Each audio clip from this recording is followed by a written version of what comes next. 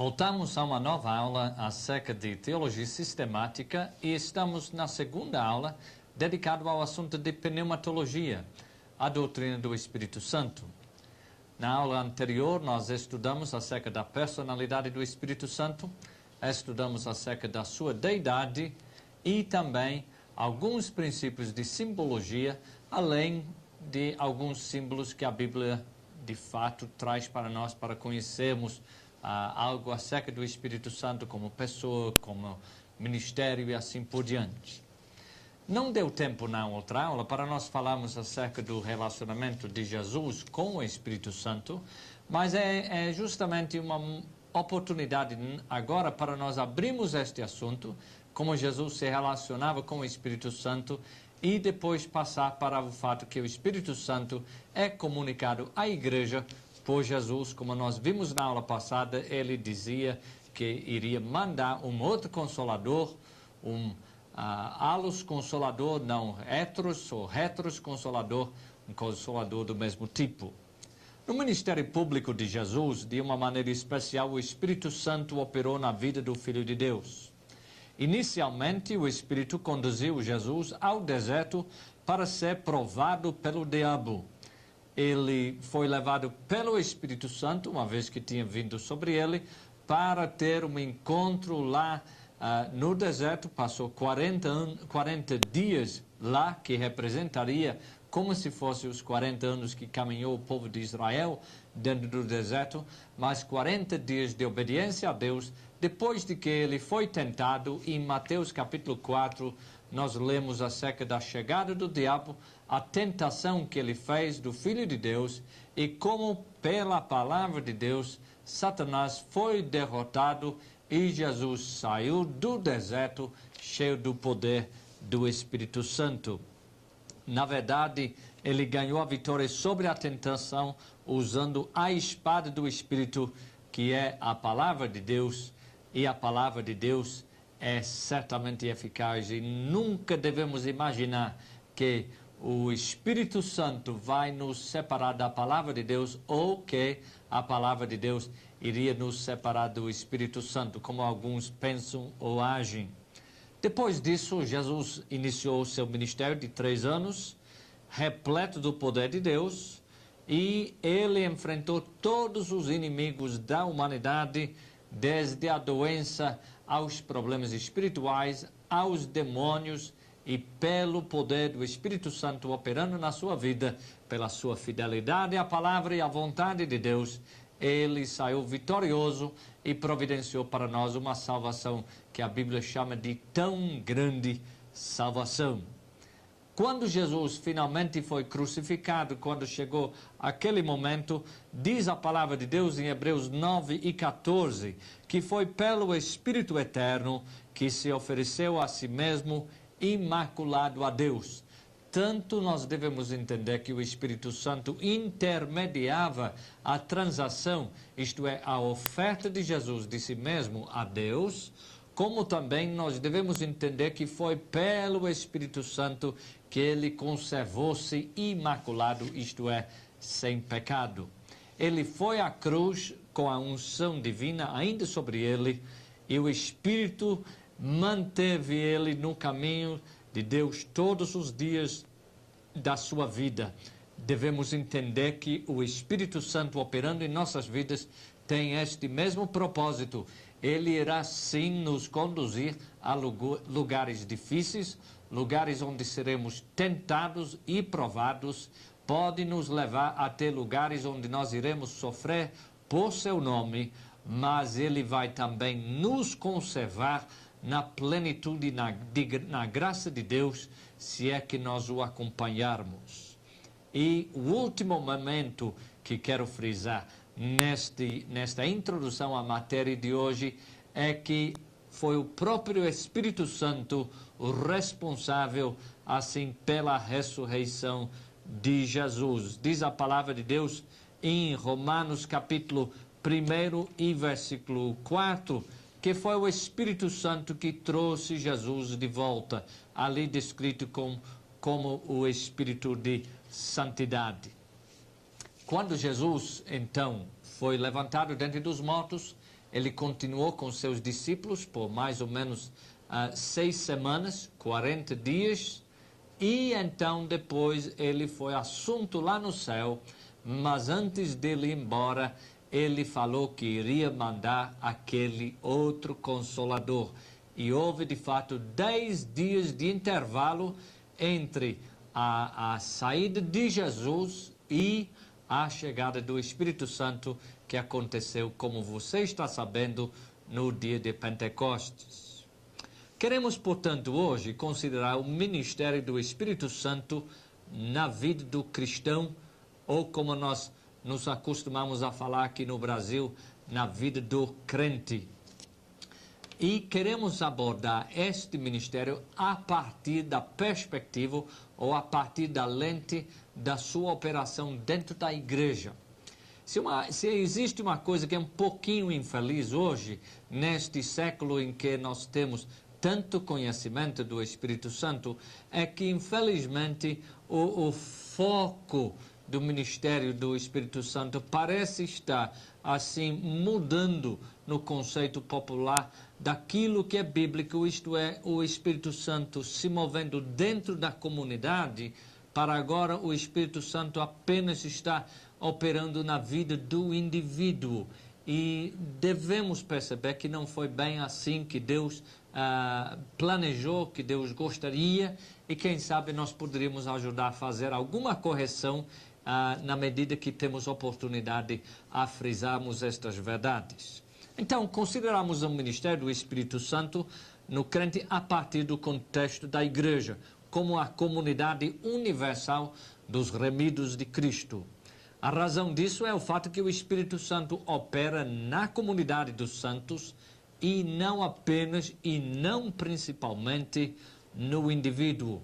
Aliás, uma breve leitura do livro de Atos é o suficiente para convencer qualquer um do fator de comunicar da comunidade até no outorgar do Espírito. Via de regra, não acontece individualmente e sim corporalmente, como nós podemos ver em Atos capítulo 2, assim como 120, todos foram visitados ao mesmo tempo pelo Espírito Santo. Atos capítulo 8 em Samaria, Atos capítulo 10 em Cesareia e Atos capítulo 19 em Éfeso. O Espírito Santo é evidente dentro da comunidade. Mesmo quando Ananias é enviado a Saulo para que recuperasse a sua vista e fosse cheio do Espírito Santo, devemos perceber o aspecto de comunidade, mesmo num sentido limitado, porque haveria no mínimo os dois presentes, isto é, Ananias mais Saulo, e poderia muito bem haver outras pessoas presentes, pessoas que estiveram aí ainda acompanhando e atendendo às necessidades de Saulo, pessoas que o tinham acompanhado assim na sua viagem até Damasco. Agora passamos para a questão do derramamento do Espírito. Neste sentido, o derramamento do Espírito Santo é algo que foi prometido e foi, sim, efetivado por Jesus. É infeliz quando, às vezes, dentro do cristianismo, existe uma polarização entre os membros da Trindade, uma comunidade enfatizando mais a questão de Deus Pai, outra comunidade enfatizando mais o ministério de Deus o Filho, e outra comunidade assim primando apenas para as questões assim do Espírito Santo. Devemos perceber a parceria da Trindade em todo o seu ministério direcionado à criação e aos seres humanos e particularmente dentro da igreja. Então, o Espírito Santo foi enviado por Cristo. O Espírito veio permanecer sobre Cristo, não somente para suas próprias necessidades, mas também deu para ele o privilégio de outorgar este Espírito para todos os cristãos. João disse: eu não o conhecia, aquele, porém, que me enviou a batizar com água, me disse: aquele sobre quem vires descer e pousar o Espírito, esse é o que batiza com o Espírito Santo. mas foi o mais alto privilégio do Messias enviar o Espírito Santo sobre o seu povo. De tal forma que hoje a igreja, de certa forma, não na sua plenitude, obviamente, mas de certa forma a igreja é o servo do Senhor, como retratado, por exemplo, na profecia de Isaías, e como Jesus era o servo do Senhor, agora nós somos o servo do Senhor no mundo, e isto viabilizado através do derramamento do Espírito Santo dentro da comunidade da igreja. Isto não tendo nada assim restrito em termos de denominações, mas sim dentro da comunidade dos fiéis. O derramamento do Espírito Santo no dia de Pentecostes confirmou a chegada de Cristo à destra do Pai, sendo assim um sinal de que a obra redentora dele foi consumida. Então, após a sua ascensão, o Senhor exerceu a grande prerrogativa messiânica que lhe foi outorgada, enviar o Espírito sobre outros. Portanto, ele concede a benção que ele mesmo recebeu e desfruta, e faz da sua igreja e seus seguidores coparticipantes com ele mesmo. Diz a palavra de Deus em Atos 2:33, exaltado, pois, à destra de Deus, tendo recebido do Pai a promessa do Espírito, derramou isto que vedes e ouvis. Foi a palavra de Pedro, aquela grande congregação. Então, o derramamento do Espírito Santo sobre a igreja foi o cumprimento da promessa. Aconteceu no dia de Pentecostes.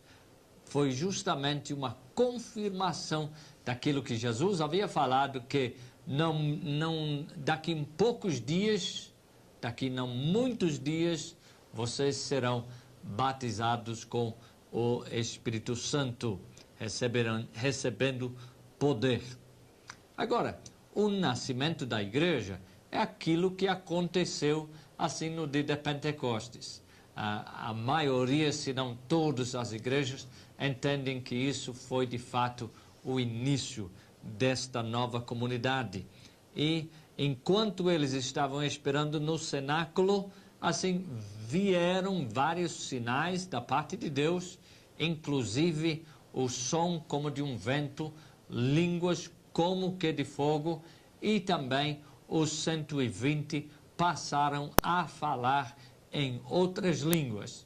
Note muito bem que a tradução da Bíblia, assim, do original, não quer dizer línguas estranhas, e sim heteras línguas ou outras línguas. Línguas que o povo não entendeu. O grupo dos 120, então, foram, de fato, o grupo foi o primogênito dos milhares e milhares de igrejas que, desde então, têm sido estabelecidos nos últimos 19 a 20 séculos. O derramamento pentecostal foi o princípio de uma nova dispensação, dizem os teólogos que olham para a teologia através desta lente.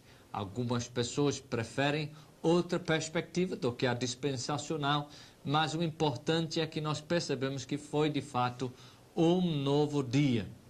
O nome característica do Espírito dentro desta dispensação seria o Espírito de Cristo, porque é aquele Espírito que foi enviado pelo Messias, portanto, é dado este nome para clarear ou esclarecer esta ligação direto com Jesus. Assim, Paulo escreve para os romanos dizendo: se alguém não tem o Espírito de Cristo, então este não faz parte dele ou não tem correspondência com ele. O Espírito Santo veio providenciar poder para a igreja. Não poder de barulho, não poder de coisas estranhas, mas o poder para continuar a obra de Cristo. A igreja hoje, ungido pelo Espírito Santo, está cumprindo o ministério do servo de Deus aqui neste mundo, corporalmente. E é por isso que a comunidade é muito importante. No livro de Atos, torna-se evidente que é o poder e unção do Espírito Santo que viabiliza a obra e ministério da igreja.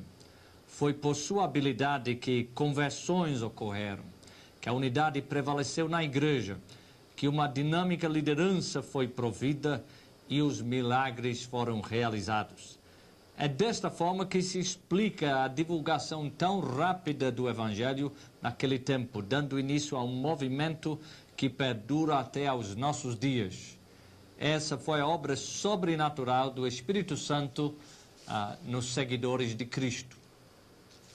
Tudo que a igreja primitiva nos primeiros séculos precisava ou necessitava para desempenhar o trabalho de evangelizar o mundo foi providenciado pelo poder do Espírito Santo.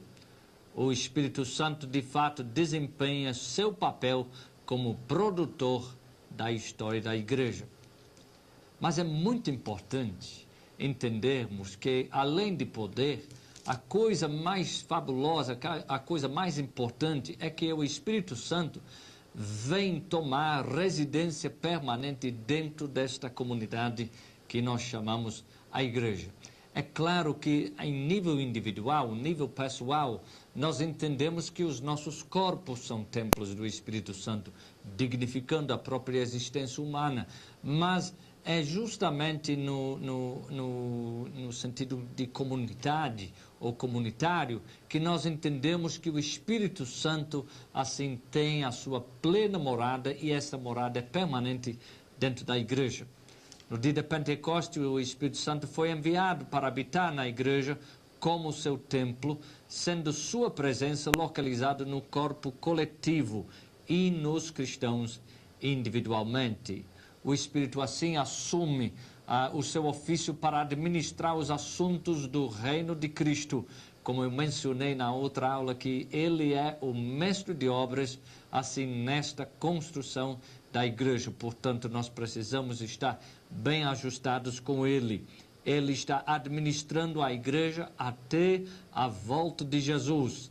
E esta obra é o propósito final do Consolador, que é a edificação e aperfeiçoamento do corpo de Cristo. E era justamente nesta confiança do pleno poder e eficácia do ministério do Espírito Santo que a igreja primitiva confiava. E nós precisamos espelhar isso em nossos próprios dias. O Espírito Santo é o divino mestre de obras que guia fielmente a obra de Deus e a igreja e o crente individual. E é necessário que nós observamos a sua direção nos seguintes aspectos. Por exemplo, o trabalho geral da igreja. Quando foi a última vez que a sua comunidade eclesiástica fez uma pausa para observar aquilo que o Espírito Santo está dizendo às igrejas e à sua igreja em particular? O Espírito Santo veio capacitar a igreja para testemunhar, para ganhar almas para Cristo e sim para cuidar do rebanho através da pregação. Ajudou a igreja na oração, assim no canto e no testemunho, várias atividades. Mas não só no trabalho, isto é, naquilo que se faz como igreja, mas na própria administração e a organização da mesma.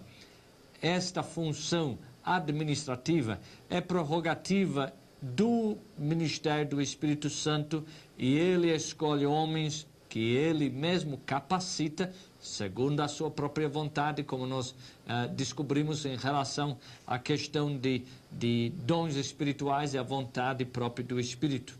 O Espírito Santo providenciou naqueles dias lideranças administrativas e operou milagres por ação direta, através de anjos ou através até por visões. Por exemplo, o Espírito Santo enviou Filipe a Gaza, deu direção a Ananias para orar por Saulo e orientou os líderes da igreja em Antioquia para escolherem missionários.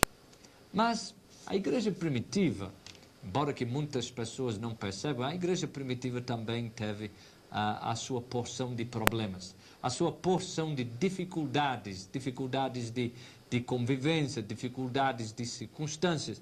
E era o Espírito Santo que coordenava assim, a igreja, especialmente nesses momentos difíceis, para que ela pudesse superar estes problemas.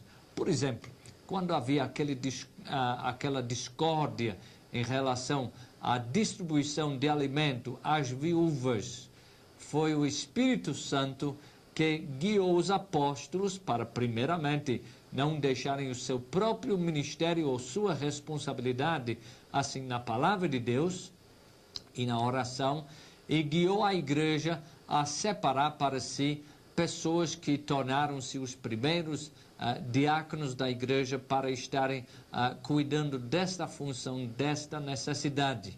E é interessante como isso tornou-se assim tão efetivo, tão eficaz esta solução, que até muitas igrejas hoje em dia não conseguem pensar como seria a igreja sem o diaconato, e foi uma providência assim do Espírito Santo para preservar a unidade dos santos e sim ver que até as necessidades corriqueiras básicas, como de comida, foram cuidados e ninguém foi assim deixado só nesta situação e nesta necessidade. Uma das coisas que torna-se logo aparente é que o Espírito Santo particularmente está interessado no corpo de obreiros, ou no ministério, ou aquelas pessoas que estão à disposição para Deus de acordo com a sua chamada e vocação de vida. Ele confirmou, por exemplo, a chamada de Barnabé e Saulo e ordenou que eles fossem para a obra missionária. Os líderes da igreja preocuparam-se nas suas próprias convicções, mas com a escolha do Espírito Santo, assim foram direcionados por aquilo que ele estava querendo. Lembre-se, é muito importante nós ouvirmos a voz do Espírito Santo. Não aquela voz audível, embora que possa acontecer, mas a voz do Espírito que fala dentro da nossa mente, fala dentro do nosso próprio coração. Paulo, o grande apóstolo, foi consciente de que todo o seu ministério estava inspirado pelo Espírito Santo. Ele gozava dessa comunhão íntima de que nós falamos na aula passada que tanto precisamos, que é justamente a verdadeira compreensão da personalidade do Espírito Santo. Na sua obediência, ele demonstrava a sua firme convicção da deidade e autoridade do Espírito Santo sobre a sua própria vida, de tal forma que quando mais tarde surgiram assim notícias por pessoas assim profetizando pelo Espírito Santo, através do Espírito Santo, o apóstolo Paulo podia dizer que ele não contava a sua vida como preciosa, conquanto que ele cumprisse cabalmente o ministério que ele tinha recebido de Deus.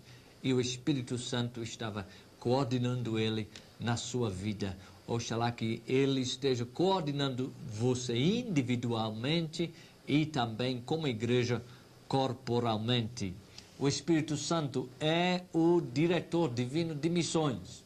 E hoje, quando nós vemos um mundo tão necessitado de trabalhos missionários e percebemos que uma boa porção dos recursos da igreja não são destinados nessa direção, mas sim obedecem outras prioridades, nós somos forçados a avaliar até que ponto a igreja está sendo coordenada pelo Espírito Santo e até que ponto é apenas a liderança humana que está regendo a obra de Deus.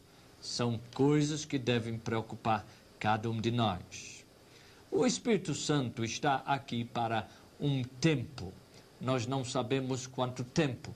De acordo com a sua perspectiva teológica, escatológica, você pode imaginar que o Espírito Santo estará aqui até o arrebatamento da igreja e depois será recolhido. Ou você pode imaginar até que não seria nada disso, que o Espírito Santo permanece aqui. O importante é que nós percebemos que, pela prática histórica, a operação da Trindade, as coisas acontecem em momentos, em épocas, em blocos. Isso quer dizer que o Espírito Santo está conosco hoje, preparando a igreja como noiva de Cristo, e quando esta preparação está completa, então assim nós entraremos em nova fase, embora que esta nova fase é um pouquinho difícil de nós entendermos com precisão, apenas temos algumas figuras, algumas informações gerais em relação a isso. Mas o Espírito Santo está aqui para viabilizar a igreja como comunidade. Agora eu queria que nós voltássemos o assunto para nós individualmente. Como eu falei, o Espírito Santo opera na igreja em comunidade, ainda eu diria principalmente em comunidade, porque Deus não tem assim um plano assim pulverizado em termos de cada indivíduo, mas Deus tem um plano global, e este plano global une ou reúne os crentes para que juntos nós façamos a obra de Deus. Uma coisa infeliz que acontece em nossos dias é a própria fratura do corpo de Cristo, isto é, o fato que muitas pessoas que têm sim um verdadeiro relacionamento com Cristo, um relacionamento vital com Ele, desconhecem o mesmo tipo de relacionamento com o seu próprio irmão. Então, agora nós vamos voltar à questão para o Espírito Santo e o crente particular, para que nós possamos ver até onde o Espírito Santo está sendo honrado em nossas próprias vidas. Qual é a sua função? Como, por exemplo, na igreja, o Espírito Santo habita na comunidade, também ele habita em nós. Como nós temos mencionado, nossos corpos são o próprio ou verdadeiro templo do Espírito Santo.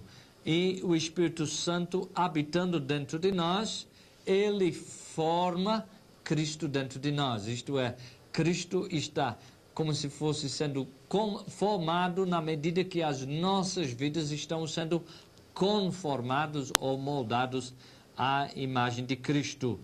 Habitando em nossos corações, a missão principal do Espírito Santo é exaltar ou glorificar Cristo. Jesus falou, João 16:14, Ele me glorificará porque há de receber o que é meu e vou-lo-á anunciar. O Espírito Santo não fala de si, ele fala de Cristo e glorifica Cristo, que é justamente uma das medidas que você pode usar, uma medida simples para você medir a espiritualidade das pessoas que estão dizendo-se movidos pelo Espírito Santo, se de fato Cristo está em evidência ou não está. A verdade é que ele, o Espírito Santo, habita em nós desde o momento da nossa conversão. Existem algumas igrejas, inclusive igrejas pentecostais, que imaginam que o Espírito Santo somente vem tomar residência no crente ou no cristão a partir do momento de uma segunda obra de graça que eles chamam de batismo no Espírito Santo, ou plenitude do Espírito Santo, ou revestimento de poder. Nada pode ser mais longe da verdade. O Espírito Santo habita dentro de todos os crentes. Como nós acabamos de falar há pouco tempo, assim, da carta de Paulo aos Romanos, se alguém não tem o Espírito de Cristo, este tal não é dele. Quando o Espírito habita dentro do crente, este recebe um cuidado todo especial, porque o Espírito assume certas atitudes para com ele, tais como, por exemplo, certificar a sua filiação divina. O mesmo Espírito testifica com o nosso Espírito que somos filhos de Deus, disse Paulo aos Romanos em capítulo 8, versículo 16. Esta afirmação está em paralelo com aquilo que João, o apóstolo, falou. E o Espírito é o que testifica, porque o Espírito é a verdade.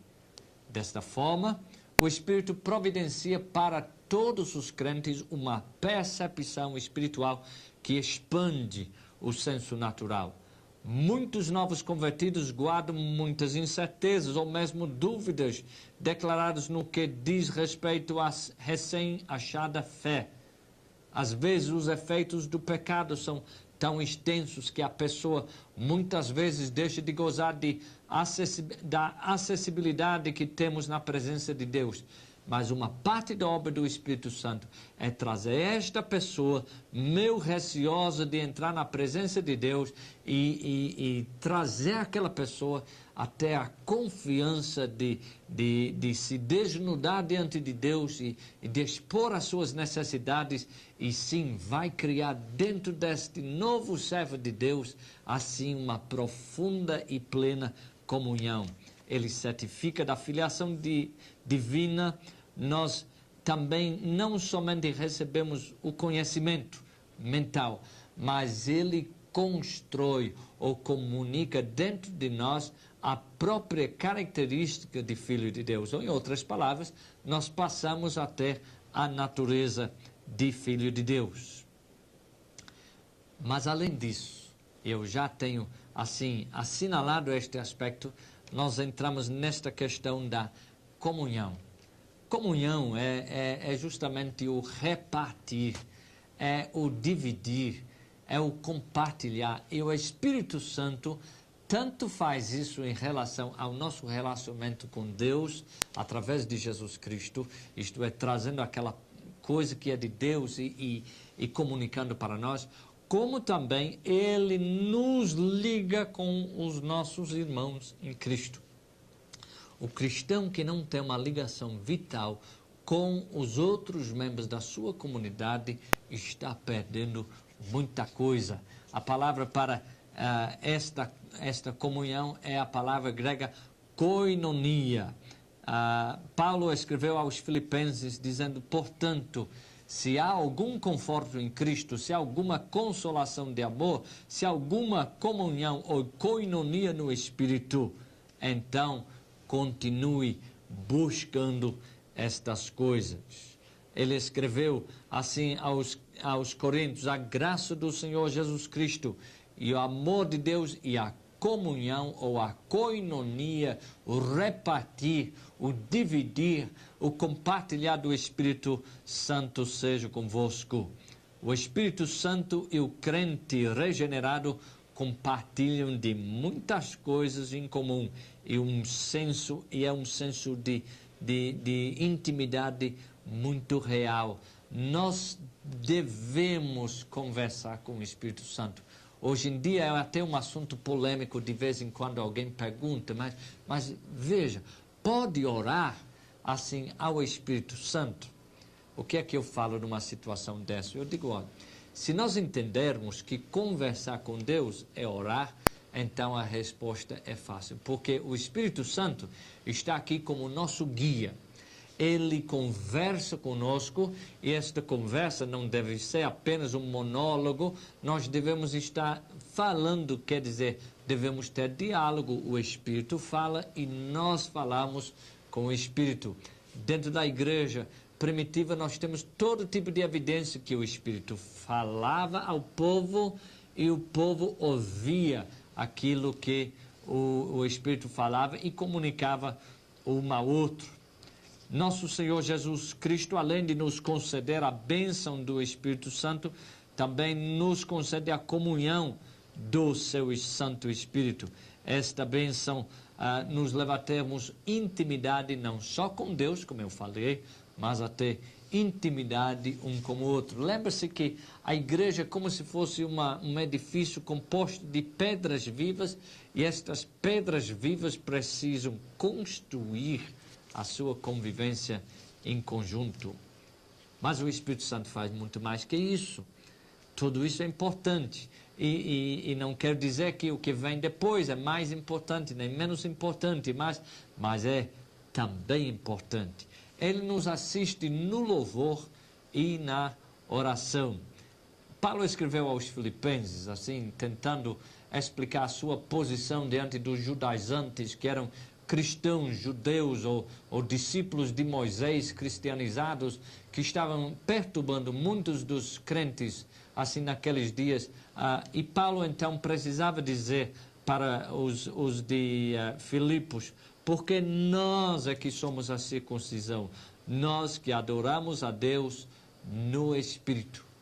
Faz a gente lembrar não das palavras de Jesus, quando ele falou à mulher samaritana, que é importante que os verdadeiros adoradores de Deus adoram a Deus em espírito, ou isto é, viabilizado as suas orações pelo Espírito e na verdade. Então, o Espírito nos ajuda no louvor, na adoração e também em nossas orações. Esta ajuda em oração pode ser tomar aquilo que nós nem conseguimos expressar, isto é, aqueles gemidos inexprimíveis, que caso alguém pense, por exemplo, que isso é uma referência velada à questão de falar em línguas, não é, porque as línguas são coisas já exprimidas, isto é, faladas, mas a Bíblia fala do Espírito Santo tomar até os nossos gemidos inexprimíveis, as palavras, para que nós não temos palavras, e Ele traduz isso e apresenta diante de Deus, segundo a vontade de Deus. Que ótimo que nós temos isso, mas também Ele vai comunicar para nós aquilo que Deus quer de nós, porque vamos lembrar, por favor, que oração não é apenas uma conversa de uma pessoa aqui na terra, falando para Deus lá no céu o que precisa, mas é Deus lá também comunicando para conosco a sua própria vontade, e o Espírito viabiliza a captação destas mensagens, e estas podem nos levar para cumprir mais fielmente a vontade de Deus. Então o Espírito nos ajuda. Paulo escreveu aos Efésios um trecho que é conhecido muito hoje por causa da ênfase eclesiástica sobre a guerra espiritual. Ele escreveu aos Efésios dizendo: orando em todo tempo, com toda oração e súplica, como? No Espírito. E Paulo escreveu aos Romanos que é o Espírito que interpreta as nossas orações diante de Deus. Então, mais um aspecto do ministério do Espírito Santo dentro do crente. Ele também instrui e faz lembrar das coisas de Deus. Lembra como Jesus falou assim de algumas adversidades, algumas dificuldades que iam enfrentar assim os seus discípulos? Ele falou para eles que naqueles dias que eles foram assim levados diante dos tribunais, diante assim das autoridades, eles não precisavam estar ensaiando aquilo que haveriam de falar. Por quê? Porque naquele mesmo momento o Espírito Santo ia fazê-los lembrar assim daquilo que era o necessário. O Espírito Santo ia por meio disso providenciar para eles as respostas às alturas das necessidades. Podemos ver, por exemplo, isso acontecendo no ministério de Estevão, um dos primeiros diáconos, quando ele foi assim interrogado em relação à sua fé e começou a testificar de Cristo, testemunho este que acabou na sua própria morte, mas ele falou com tanta sabedoria, tanta clareza, tanta autoridade, que eles não conseguiram assim se desviar desta sabedoria. Foi o Espírito Santo que estava ajudando eles. Então, o Espírito Santo instrui, ele faz lembrar, ele é chamado o Espírito da Verdade, e ele tira a agenda pedagógica de Jesus, aquilo que Jesus havia ainda de comunicar e não deu tempo, aquilo que, quem sabe, nós não temos nem aprendido nós mesmos individualmente. O Espírito Santo pega do currículo de Jesus, assim a agenda pedagógica de Jesus, e transmite para a igreja para que nós possamos fazer aquela caminhada na direção de toda a verdade. E lembremos que uma das coisas em relação à viabilização do ministério do Espírito Santo através dos dons tem como seu destino final de nos levar à própria estatura da varonilidade, assim, à perfeição em Cristo, à maturidade em Cristo. E para tal fim, nós precisamos depender do ministério do Espírito Santo. Ele nos ensina, faz-nos lembrar. Ele não é limitado ao nosso próprio intelecto, mas isso não quer dizer que ele se desvia do uso do nosso raciocínio ou da nossa educação. Vamos, por favor, lembrar que o Espírito Santo é quem inspirou esta palavra. Esta é a palavra de Deus inspirada, segundo Paulo escreveu a Timóteo, segundo Timóteo 3:16, esta palavra é proveitosa para a doutrina, para a repreensão, para a correção, para a instrução em justiça. E um dos grandes recursos do Espírito Santo em nos amoldar à imagem de Cristo é fazer valer esta palavra em nossa vida. Portanto, uma pessoa em comunhão com o Espírito Santo, com toda certeza vai estar muito ligado à palavra de Deus. Isto é, vai ser cheio da palavra de Deus e também cheio do Espírito Santo. Às vezes eu tenho assim me maravilhado assim com um pensamento, uma resposta que vem justamente na hora da necessidade e depois eu percebo aquela resposta é alguma coisa que eu já li há muito tempo dentro da palavra de Deus. Não estava nem lembrado, nem tinha nem visto sobre aquela ótica, mas foi justamente aquilo que o Espírito Santo trouxe para viabilizar a necessidade daquele momento. Isso é o que nós chamamos de parceria, o Espírito Santo usando a palavra de Deus. E como nós observamos, por exemplo, que Jesus teve um relacionamento muito íntimo com o Espírito Santo, o Espírito Santo goza de um relacionamento muito íntimo com a palavra de Deus, que é recordada para nós em todos os livros da Bíblia. Outro aspecto do Espírito Santo é a maneira que ele guia a igreja. Ele tanto guia a comunidade, como ele guia o indivíduo. A direção de Deus, às vezes, parece um pouco estranho para nós. Mas nunca devemos confundir, porque quando Deus está nos dirigindo, nós teremos uma certeza que este é o caminho em que Deus está nos levando.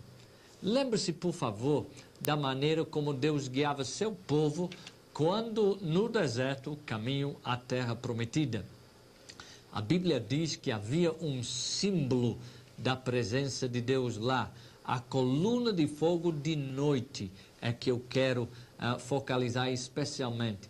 Na noite, às vezes Deus decidia que era o momento propício para o povo de Deus fazer a sua caminhada.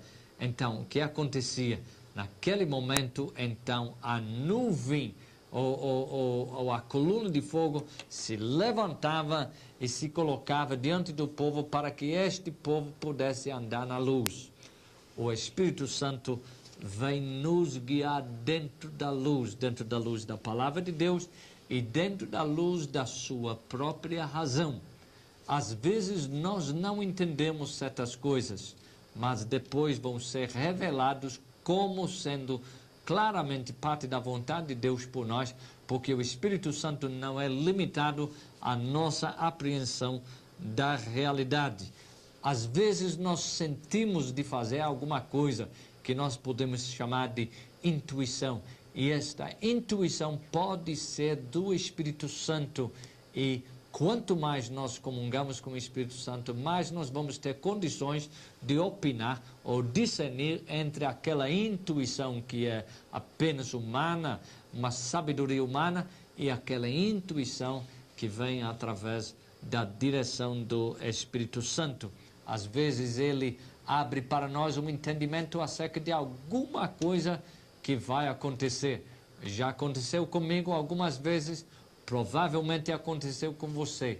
Você teve, de repente, uma forte impressão que alguma coisa iria acontecer, uma coisa que não teria, assim como acontecer em situação normal, e de repente você pensa que é isso e percebe que é o Espírito Santo, assim, abrindo para você uma parte do seu conhecimento acerca do futuro e conscientizando você para isso.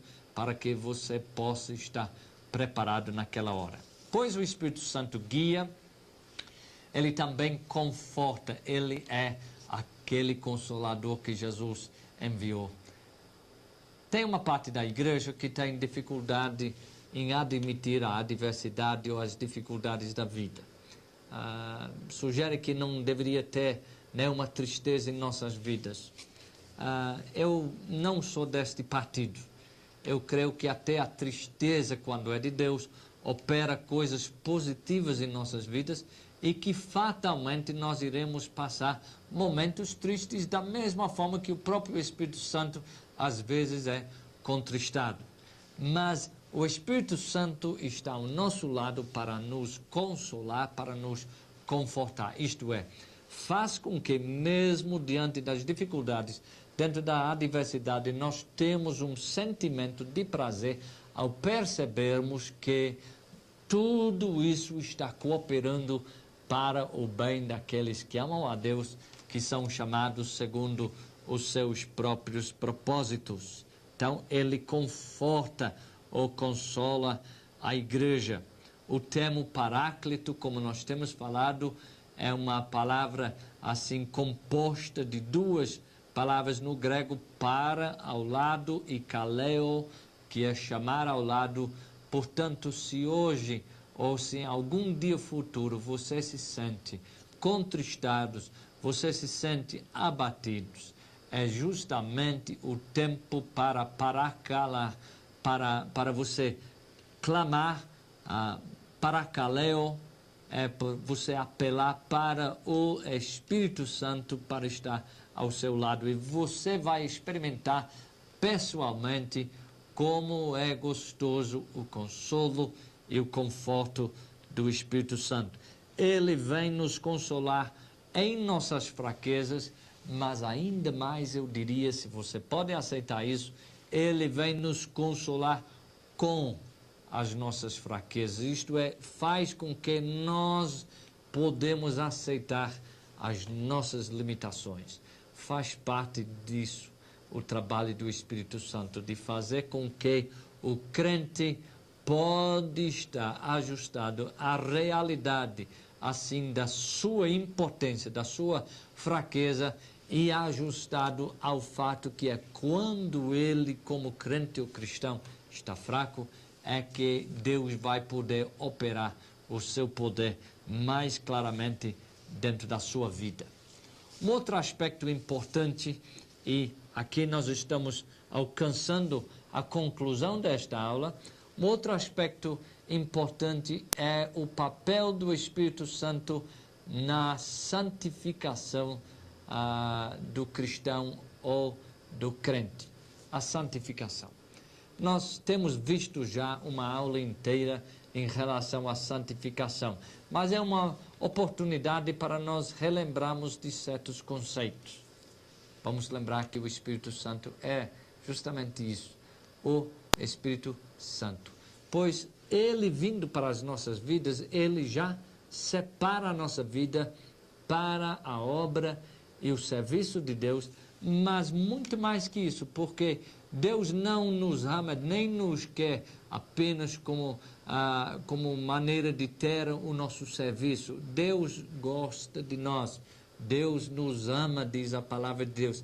Então, o Espírito Santo nos sela, ele nos separa para Deus, no sentido de que agora nós somos propriedade de Deus.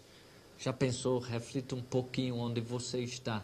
Você pertence a Deus e o Espírito Santo na sua vida faz com que a sua vida não é uma vida normal, não é uma vida apenas corriqueira, mas a sua vida é uma vida santificada, separada, assim, destinada a ter o aval de Deus, a proteção de Deus, a direção de Deus, o cuidado de Deus, tudo isso porque você é separado.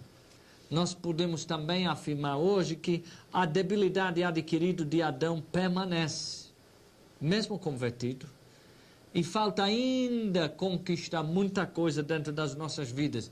Mas o Espírito Santo está trabalhando. Não devemos nos desesperar diante de qualquer sinal de fraqueza, qualquer sinal assim de carência. O Espírito Santo ainda está operando poderosamente dentro de nós.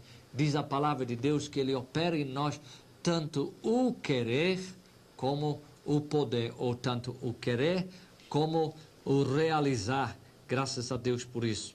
A fé deve ser fortalecida através de muitas provas e o amor deve ser fortificado para sobreviver à dificuldade e à tentação.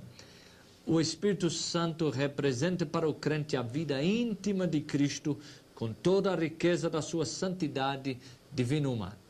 A sua intenção é que a vida que é cheia do Espírito Santo também viva no Espírito. Isto é, como nós temos recebido o Espírito Santo automaticamente ao sermos convertidos, daí pela frente nós devemos viver no Espírito, ou isto é, viver uma vida governado pelo Espírito Santo. Seria muito interessante no desfecho desta aula que vocês parassem em conjunto e pedissem o ministério do Espírito Santo na vida de cada um. O seu desejo é que a alma seja esvaziada de autonomia, de autojustificativa e que a velha natureza seja rejeitada, pois já vos despistes do velho homem com seus feitos, disse Paulo em Colossenses 3:9. As seduções do pecado precisam ser vencidas e as tendências e os hábitos devem ser corrigidos.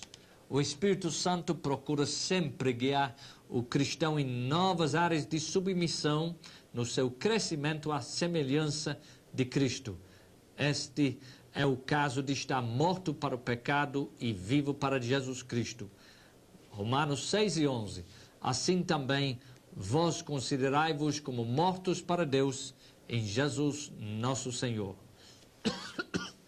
O ministério do Espírito Santo, finalmente, não cancela a responsabilidade do cristão, mas isso dá-lhe uma oportunidade para um crescimento espiritual e moral. Muitos têm considerado o assunto de santificação apenas do lado negativo, ou seja, de afastar-se do mal, como em Isaías 6:5. Mas o lado positivo da consagração é consagrar-se para o bem. É de igual ou maior importância. Somente afastar-se do mal causaria um vácuo. Portanto, devemos nos consagrar a Deus e através do mesmo Espírito Santo, através de que Jesus se ofereceu a Deus, nós também devemos ser transformados e convertidos em oferta para o seu próprio louvor. A velha natureza é para ser crucificado com Cristo e o Espírito Santo desenvolve a nova natureza porque nós somos novas criaturas em Ele, em Cristo. O Espírito Santo trabalha ao nosso lado na qualidade de aliado, dando-nos o poder para sermos vencedores. É a lei do Espírito de vida em Cristo Jesus que é mais poderoso do que a lei do pecado e a morte, que faz com que nossas vidas são de fato transformados em algo que glorifica a Deus. Embora que a carne possa tentar se levantar, nós sabemos que através do ministério do Espírito Santo nós conseguiríamos sim viver uma vida santa e o Espírito Santo está conosco esta tarde, esta noite, este dia, para fazermos a vontade de Deus prevalecer em nossa vida. Portanto, que Deus vos abençoe. Amém.